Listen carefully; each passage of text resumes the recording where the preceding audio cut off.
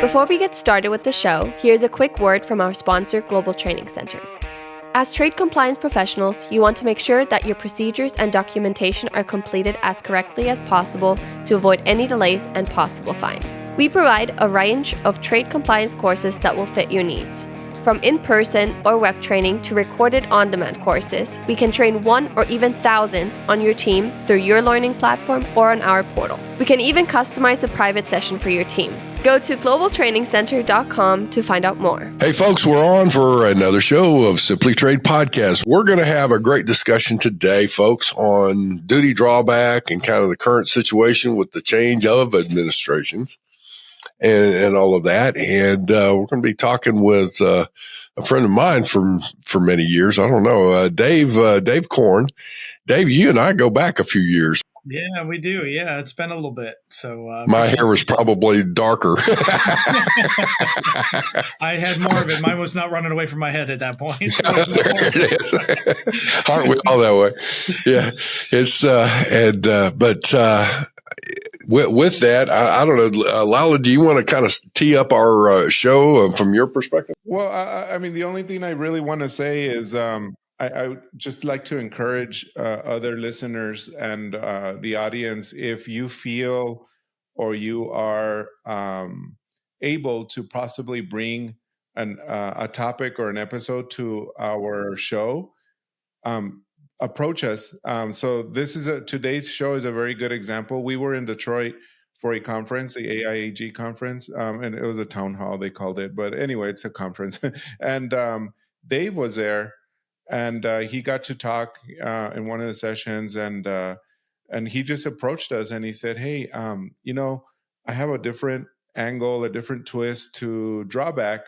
That I know I've heard some episodes of yours on Drawback that are, very standard, traditional, just what everybody pretty much practices day in, day out. If you are in Drawback." And he said, "I think this would be really unique for your audience. And do you think you might want to have me on the show?" I was like, "Oh, heck yeah. We always welcome good, new, fresh content. And even if it's not new, like Drawback, a different twist to it or different approach, a different view, perspective, etc., would be amazing. So don't be shy. We don't bite. In fact, we're probably more scared of you than you are of us. Believe it. Believe me, I have this imposter syndrome that I really don't feel that I should be doing this in the sense that we have this big audience, and it's kind of strange, actually, to be honest with you. But anyway, please don't worry, and just let us know. Reach out either via, if you see us in person, via email, via LinkedIn, whatnot. Just let us know, and we'll be more than glad to entertain your idea and work with it. And bring it to the show. So, but thank you, Dave, for approaching us there at the conference, and we're really glad to have you here. Yeah, great. Thank you, guys. Glad to be here today. All right. Well, with that, so Dave, you were talking about you've got a little different approach to the drawbacks. So why don't you kind of go ahead and elaborate on that before we get too much into this? Yeah, sure. So, we've talked a lot about how Drawback has changed, a lot going on with the transition from TIFTIA. Now we're going on almost 10 years since that's gone on. But then Drawback kind of transitioned to ACE, all of that and some of the different pieces that we've had to look forward to. But something that we've always had that we've had to work toward is, we've had some struggles with proof of export. And, what are some things that folks need to do to provide extra information to make sure that they're meeting that requirement? So for Drawback, you have to have date and fact of export to show proof of exportation that something has left the commerce of the U.S. with the intention of joining the commerce of another country, right? So, what does that look like? There's a lot of different ways that folks can do that, right, in today's environment, things that they want to see. But CBP will come back and ask some questions about that. And they'll say, "Hey, what is this document? Where is your, where does it say that you as the exporter are the one that has the right to claim drawback?" And so if you don't have the right information to supplement that, you're going to have some problems in keeping that money on your drawback claim. So something that we have talked about for a couple of years in COAC, actually, in a small group, they have established a drawback task force that now has had a chance to talk through some things. But something that export modernization working group has focused on over the last couple of years is being able to have this electronic export manifest information, some of these transportation elements that will be provided, that will provide some benefits to folks, that will allow us to be able to cross off that proof of export requirement. So as that date of exportation is populated by the carriers, it's a real benefit for drawback, for in-bond, for temporary in-bond movements. There's a lot of different things that functionality will allow that will close out some of these things that we've been waiting on for some time. All right. So what you're looking at there is, let's talk through that a little bit. There is the carriers would be uploading their manifest is what you're getting at. And so it would then with the bill of lading numbers, right? Yeah, yes. As soon as they get that information, right? CBP is trying to get that information ahead of time, right? Wherever possible.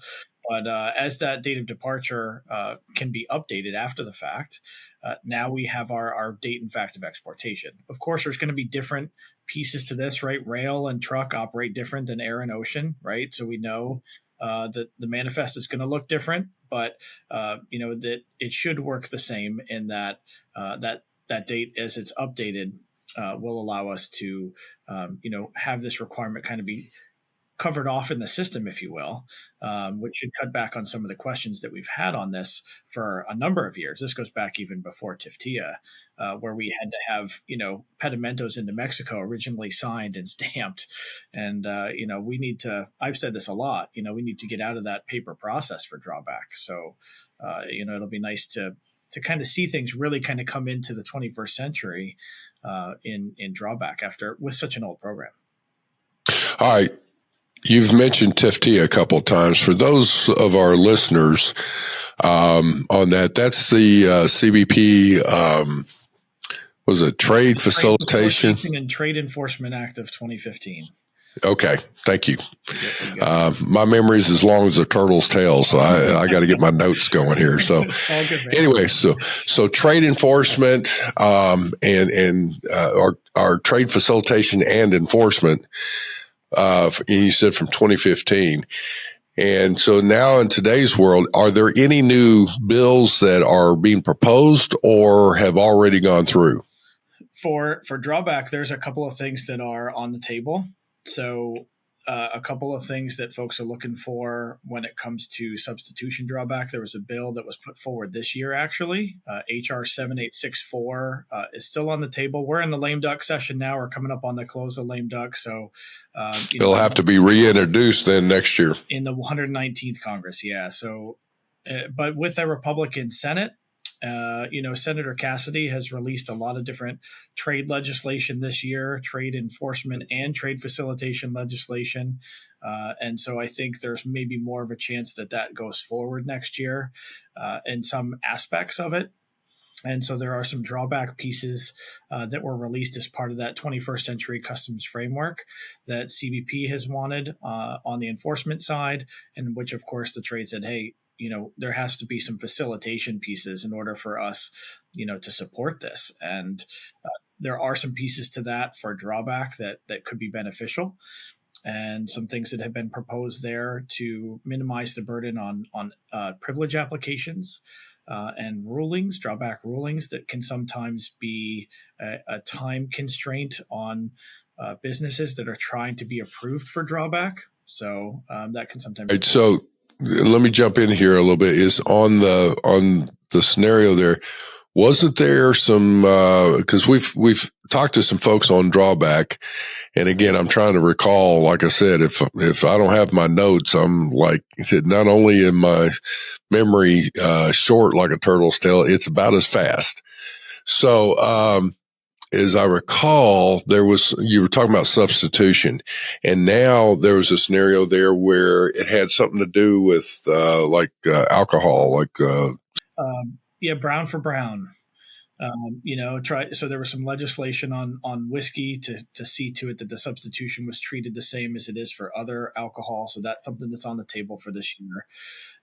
I think there's a chance that goes through in the next Congress for sure. But also with this 7864 HR 7864 legislation that would eliminate the other provision for substitution. Right now, there's some restrictions on what they call basket or bucket categories, where an item and an 8-digit HTS is classified as other. And then the description on the 10-digit line also says other. And if that's the case, then you are precluded from claiming substitution for unused merchandise. So that's an issue. So that's something that we've talked about. All right. So with that, as we're going through, and we'll get back into your things, but just for this scenario, so you're saying these bills have not gone through; they're on the table. People are talking about them.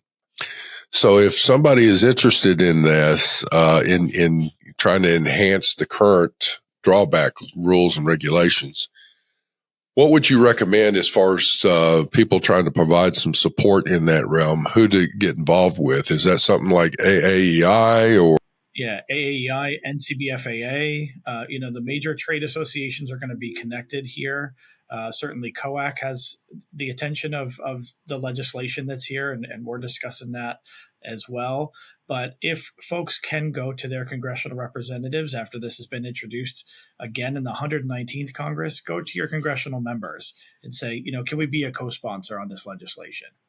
Well, to that point, here's where I guess I want to go, is that then listening to if the NCBFAA, even though that's the National Customs Brokers and Freight Forwarders Association, the thing, folks, you may not be a customs broker and all that. I get that, but you can gain some information that they post on their website and be able to gain some, what's the word I'm looking for? Talking points. That's what's essential there, and ask questions of it so that when you do go forward and start approaching some of the House members or Senate members in your areas, you have some talking points to go through. You don't have to make a long dissertation, just a few short bullet points. Put it out there saying you're supportive of it and you're expecting their support. And if not, you want to know why. That's very important. If your representative is not supportive of these kinds of this type of legislation, more specifically this legislation, you want to know why. So it's so that you can make that assessment yourself. But yeah, you want some quick hits, like Andy was talking about, just some quick hits, but then an ask. What's the ask of the office, right? And that's what we always say. Go in with the ask of we'd like you to be signed on as a co-sponsor, or to have some questions for the right people that are the main sponsors, right? And we'll be happy to follow up with you in that regard. But if you're not an NCBFAA member, the American Association of Exporters and Importers in the same way, a lot of momentum that they're building there. So same kind of idea for those folks that are not operating in that space. AAEI is also doing a great job of trying to hit this legislation. Some of the other representative, associations out there have heard of these things, of course, and are trying to build on that momentum as we go into 2025. Well, and to that point, let me also just say is that when you do approach, whether it's at the local, state, or federal level regarding gaining support for an issue that you're putting forth out there, don't bloviate on who you are and all this kind of stuff and all that. Go straight to it and like what you're trying to do. Put yourself in their shoes. If somebody is reaching out to you, you're going to go ahead and have enough respect. If I'm a representative or something, to go ahead and say, okay, I want to listen to this or whatever, and all that. But I have seen so often, even in public meetings and all that, and somebody will get up to the podium and they'll go on and I've done this and I've done that. And I'm like, what the heck are you doing? And, just say the thing. Who gives a rat's tail? It's like, don't boast yourself up. Anyway, saying all that, all right, I'm on a little side soapbox, but cut to the point. Real quick, just to emphasize and make that point that you just said, just to finish up on that. If you, and y'all talked about NCBFA, if you go to NCBFAA's website, they do have a link or an option for you to help you reach out to the representative. They'll even write the letter or the note, or and they'll do that for you so that you can then just copy paste. So go to that, ncbfaa.org, and go to the menu. If I can recall, it's like, so they have a huge menu. They have so many services, but one of them says contact your representative or something like that. But just make it real easy. They are expert lobbyists, and they really know. And of course, we're not asking you to do something that you don't want to do, but if this is really something that you feel strongly about, I mean, it doesn't have to be this. I mean, I know they're advocating for a bunch of other stuff as well, like de minimis and what is it? GSP, they want that approved again, et cetera. So, I mean, there's several things, but anyway, I just wanted to wrap that up, because you're right, Andy. If you go on and on and on, they're just not going to read that letter. No. And it's just about getting to the point, right? They only have so much time as well. Even some of the staffers that are there, right? They may be a lot younger than you, but you've got their ear for a limited amount of time. So hit it and get going. Okay, so with that, let's get into your points here, Dave. It's like, as far as your approach, you're talking about the proof of export. We're going back onto that, in that it's going to be made easier with the manifest uploads from your carriers, right? If you're using a freight forwarder and they're using, so it's and let's, for whatever reason, let's say you're using Ocean.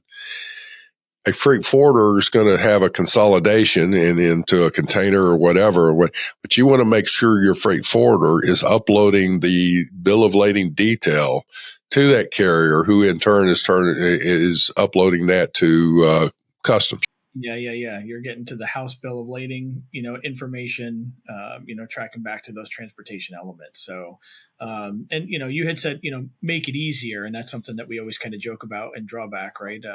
Kind of one of our swear words where we throw some money in the jar, but it does allow for the process to be made more straightforward, and a little bit of automation here that links the process, that links some of these parties in the chain, really keeps us from having to do so much on the back end with CBP, with the follow-ups that they have for us.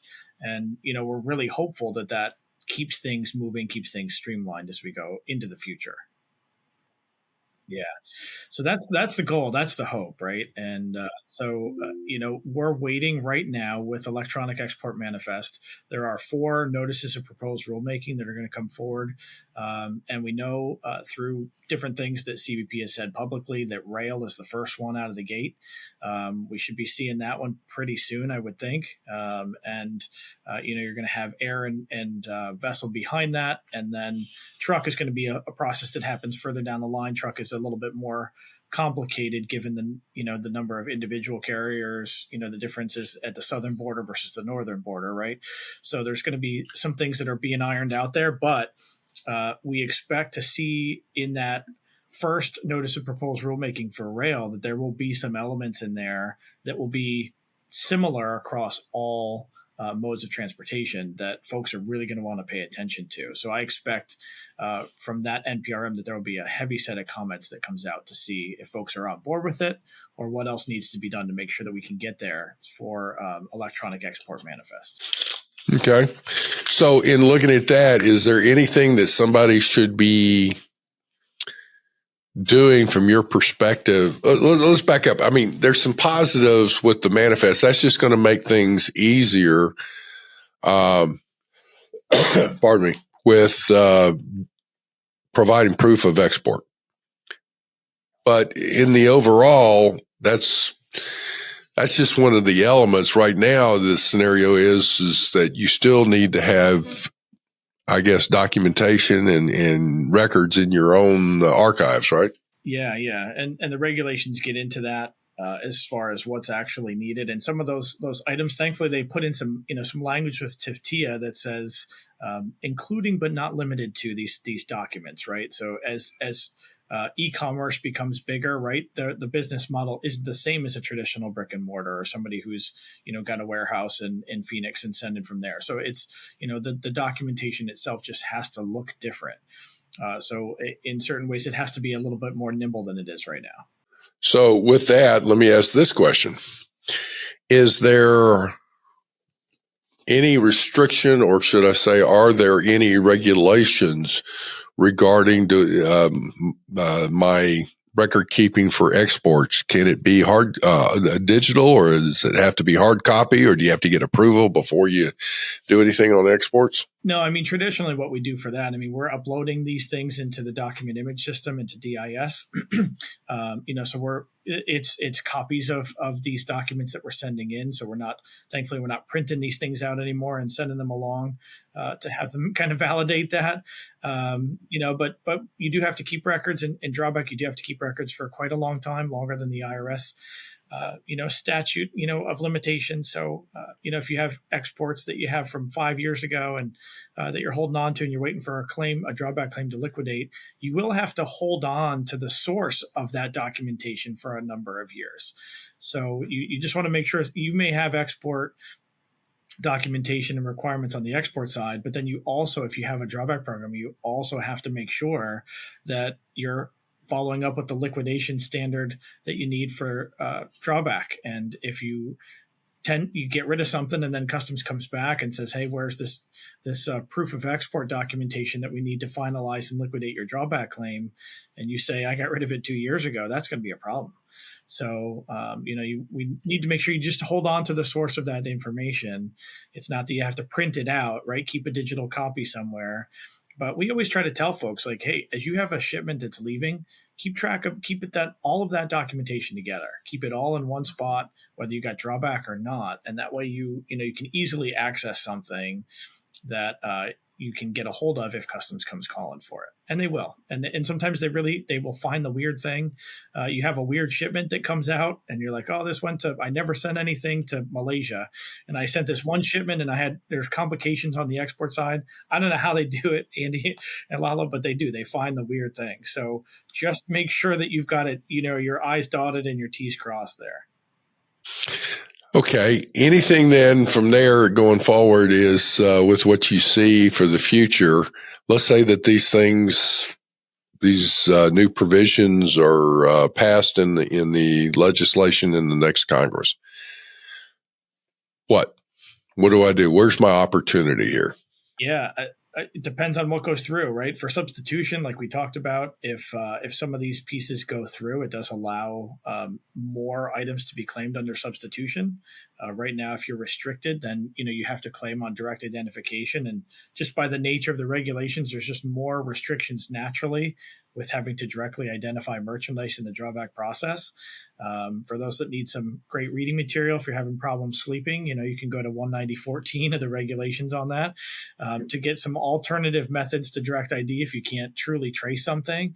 But, you have opportunities as well in a retail environment. There's a connection to that legislation that not only removes the restriction on other merchandise, but introduces new language that would allow for retail returned merchandise to be commingled with unused merchandise. And that's something that's, is a restriction now that causes headaches. And as you're any kind of business, right, you have returns that come back from a customer at retail or otherwise, and you're going to bring that back in, see that it's not been used, and you're going to put that back into new inventory like you would any other product, right? But customs, if you don't have a way to differentiate between what is new unused merchandise and what has been returned, customs is looking at that and saying, hey, wait a minute, how do I know what in your inventory is unused merchandise? So it's a legitimate question. So this legislation, this HR 7864, takes out the language for other for substitution and then introduces this language for retail return merchandise. So it essentially is a 2-for-1 kind of legislation. It kind of puts something in an unused merchandise that has belonged there since retail returns came into the equation, but also adjust for the other legislation. Okay. So what would be for somebody's, I would take it that someone that would be in your import-export compliance area may be looking at this going, okay, there may be some opportunity for our company. They, in turn, would probably need to go and, I guess, put together some kind of information packet to, their CFO or to their upper management saying, here's an opportunity. This is what I need to make this to go forward. So you're going to need a few resources, I'm sure, to get some things in place and probably even facilitate a cross-organizational meeting. But you need to get a sponsor if you are in looking at this and saying, hey, this is something we're leaving money on the table. I highly recommend getting some kind of an executive to sponsor you. Would you recommend that, or what would you say from your perspective? Yeah, I would say that for sure. I think getting to the heart of knowing what your opportunity is kind of a great starting point, right? If you can go to your management and say, with this legislation, if this was to go through, this is going to net us X that we don't get right now in our drawback program. Have someone be able to conduct an analysis for you if you can't or don't have the tools yourself, so that you can come up with that information and say to your management team, hey, over the course of X number of years, this is what this may be able to do for us. And we need to talk to our congressional representatives and Senate members and go to them and say, here's what we're looking at, and here's why it's important to us. It does, I think it's helpful if you're not the compliance person that runs the drawback program. Certainly to have somebody who's senior executive level that can get on board to support you so that you can then take that up the chain. But, it helps if folks also have, legislative connections. Some folks have teams that lobby on Capitol Hill for different legislation, and they can just say, hey, I'm going to go to my team in Washington, D.C., and I'm going to take this and we're now going to push this forward. But not everybody's that fortunate. Well, and to that point, again, I guess is where I come back is in looking at it. If you're an executive, by the way, let's back up for a minute. Folks, to our listeners, if you're an executive, especially if you're a CFO, you could be a COO for that matter, CEO, obviously too. CEOs are looking at visionary for the company and in the big picture and all of that. Duty drawback would be something more from an operational perspective and more from a finance perspective of improving your margins and all that. So I don't think the CEO, they may be of interest to a point, but I think you would have a better opportunity to talk to your finance and your operations executives, in my opinion. Now, again, Dave, correct me if I'm wrong, because I'm dumb as a box of rocks here. So I was like, tell me on that. I'm looking at this from a standpoint that if I'm going to get support, now let's just say all right, CFO, that's where I see the biggest bang for the buck because we're spending money. Duty drawback is going to help you improve your cash flow. That right there is going to be something that's like, okay, that interests me. So you got to use language that, it's, we'll get money back. Okay, fine. When you start saying it will help you improve your cash flow or minimize cash flow hits. Again, the executive, okay, now you've got my interest. Right. Or supports creation of jobs, or is going to, finance a new team in Europe that we don't have established right now, right? Any number of things. Or, hey, we have a pipeline for bonuses that we didn't have before. Any number of different ways that can be utilized. Yeah, understand what those key things are for your business, because it's not going to look the same for everybody. Let me ask this real quick. I mean, because you all are talking about, like you say, Andy, this goes straight to your bottom line, et cetera. I mean, I know during COVID, like literally in the thick of COVID in 2020, 2021, I know I talked to some clients here at Global Training Center where we provide training. We were doing training. We continue to do training for international trade, of course. We were just doing it virtual. But we had clients that would come to us and tell us, I need to learn more about this because I know of X company, for example. And in fact, one of them did attend our training that, believe it or not, they went back and did their drawbacks, and that's how they kept their doors open. They went and got a couple million, 2 or 3 million, whatever, and drawback. And because they were just not able to sustain the normal importing, exporting. Remember, they pretty much shut down China and everything. But anyway, to your point, Andy, and then I'm going to bring this in from the client's perspective. Some of the reasons that I see that they don't jump into this or they don't go into drawback is, and of course we can't sugarcoat it, there is a lot of data requirements there. I mean, y'all are talking about that as well. What do you see, Dave? Do you see that a lot of companies need to do this with a partner, like a broker or a consultant? Well, I guess a broker is ultimately who files it, but someone who helps them, holds their hand, or is it like pretty feasible for a company to do it on their own in-house?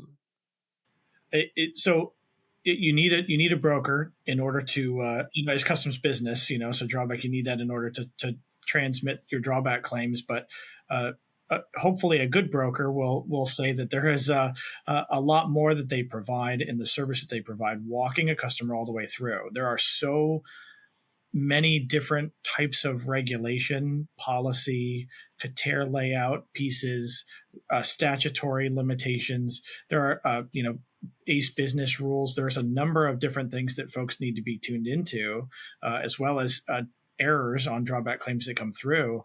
It's very difficult to maintain all of those things and think that you can handle that on your own without some sort of hiccup along the way.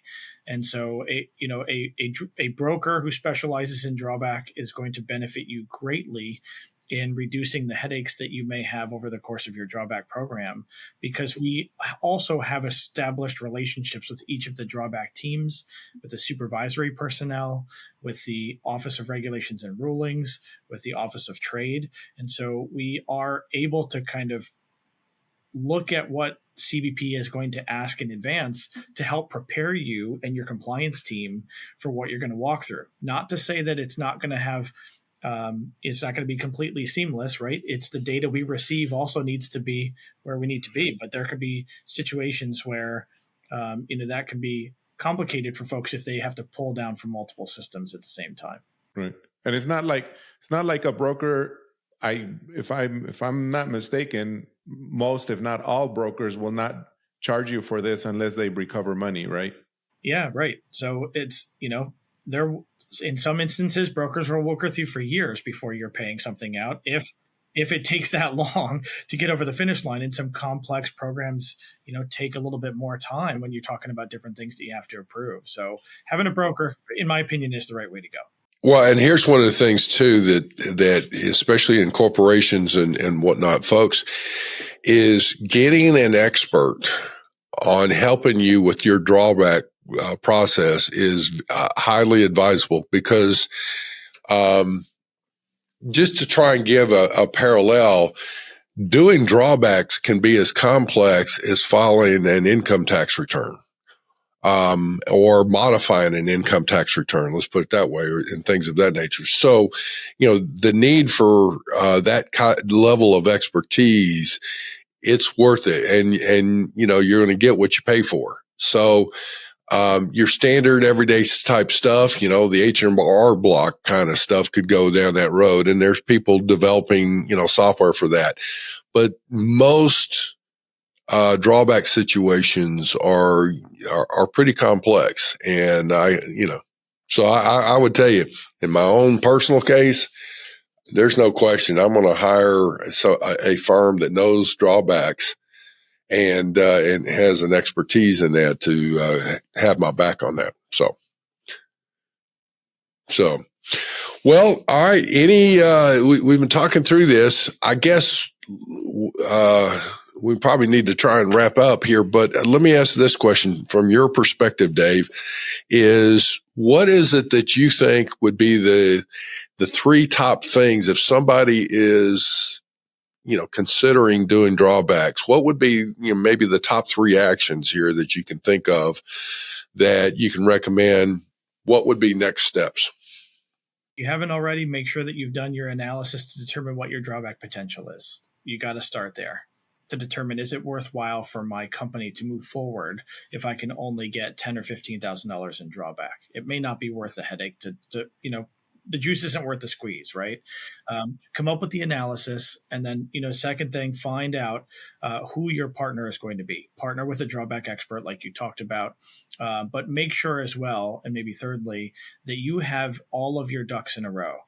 Am I able to source from my suppliers, from my forwarders, from my brokers, all of the information that I need to support my drawback program going back in time and going forward? And if not, I have to work to establish a process in order to do that. But make sure that I have those things to make sure I'm buttoned up. If customs comes asking questions, and they will, that I have everything that I need to answer those questions with a passing grade without any sort of concerns that the issues that or the information I presented will meet the requirements that are outlined in the statute and the regulations. Well, and what you were saying is doing the analysis. That's where whomever you're going to partner with, that's where that expertise comes in, or even a drawback consultant, if you will. They may not do the drawback entry itself, but having somebody, they can guide you through that analysis.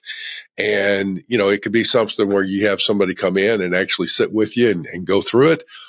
But they can predominantly even just consult through and say, okay, here are the questions asked. Here's the information you need. And then that empowers you as a compliance person to go and navigate within your company to go get that information. Now you pull it back. It's like, okay, now I've got the information.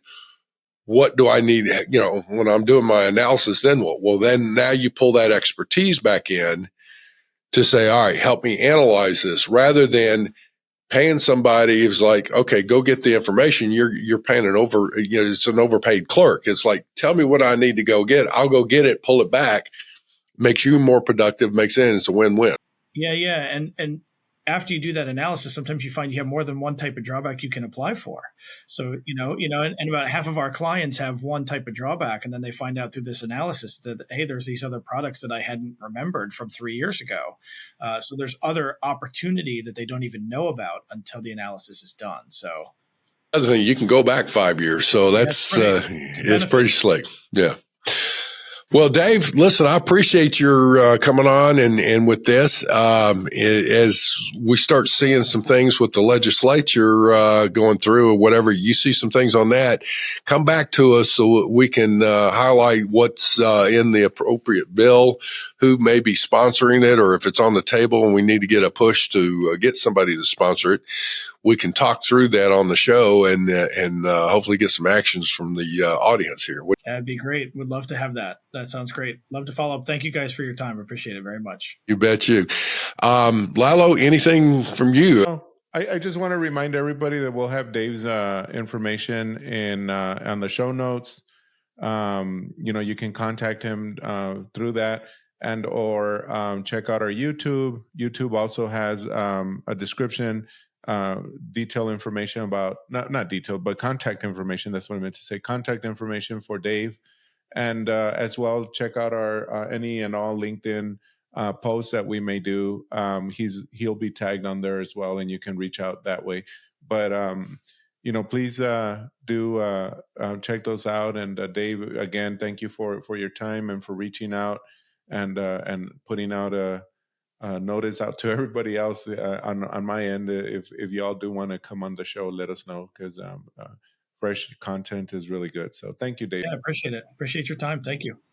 Well, folks, we're going to turn it back over to, we hope you have a fantastic day. And again, let me ask, seriously, help us to grow the show. Like us, share our show, follow us, subscribe, all that kind of stuff. We greatly appreciate that. With that, have a great day. Thank you very much for joining us. Simply Trade is brought to you by the generous contributions of Global Training Center. You can follow the show and GTC on LinkedIn or Twitter and other social networks. Make sure you check out the show notes in the description for a full rundown of today's show with all the important links. Also, make sure that you share this with a friend and subscribe on your favorite streaming platform. We really like hearing from you.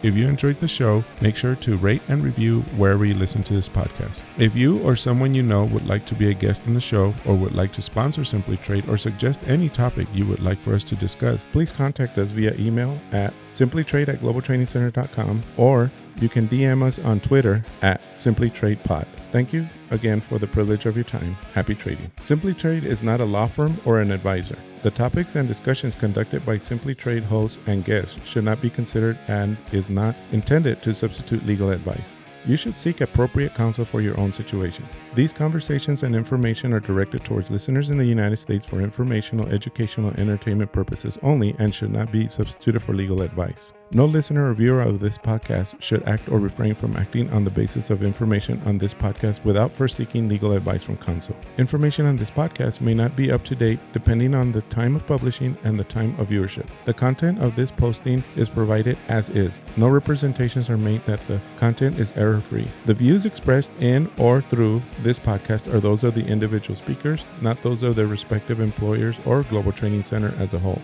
All liability with respect to actions taken or not taken based on the contents of this podcast are hereby expressly disclaimed.